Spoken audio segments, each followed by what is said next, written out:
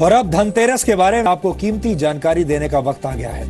आज धनतेरस है, यानी आयुर्वेद के देवता धनवंतरी का जन्मदिन। माना जाता है कि जब देवताओं और दानवों ने मिलकर समुद्र मंथन किया तो आज ही के दिन अपने हाथों में औषधि कलश लेकर भगवान धनवंतरी प्रकट हुए थे, जिसकी वजह से धनवंतरी को स्वास्थ्य का देवता माना गया और इसी रूप में इनकी पूजा हुई।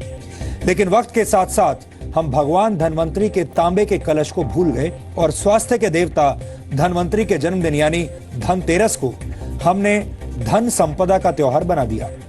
अब हम धनतेरस को सोना चांदी और बर्तन खरीदने के त्योहार के रूप में मनाने लगे हैं। हमें लगता है कि यह परंपरा बीमारियों से जूझ रहे भारत के लिए सही नहीं है। भारत में हर वर्ष 24 लाख लोग दिल की बीमारियों से मर जाते हैं, करीब 5.5 लाख लोग टीबी की बीमारी से मारे जाते हैं और मलेरिया भी सालाना करीब 1.25 लाख लोगों की जान ले लेता है। इसके अलावा हमारे देश में अलग अलग बीमारियां हैं, सो अलग और बड़ी संख्या में लोग अब अस्वस्थ आपको नजर आते हैं।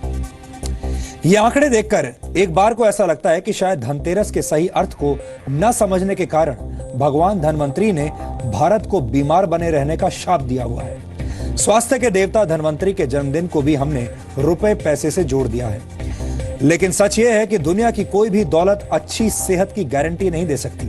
हमने भगवान धनवंतरी के कलश पर तो ध्यान दिया, लेकिन उस कलश के अंदर की औषधि और स्वस्थ जीवन के संदेश को महत्व नहीं दिया। यानी उस कलश में जो अमृत था, उस अमृत की तरफ ध्यान नहीं गया हमारा, सिर्फ कलश की तरफ गया। हमें लगता है कि आपको धनतेरस को उसके सही अर्थ में मनाना चाहिए और खाली कलश को प्राथमिकता देने की बजाय स्वस्थ जीवन के संदेश को प्राथमिकता देनी चाहिए और आपको हैप्पी धनतेरस की जगह हेल्दी धनतेरस मनाना चाहिए। हमें उम्मीद है कि अब आपको धनतेरस का असली मतलब और महत्व समझ में आ गया होगा।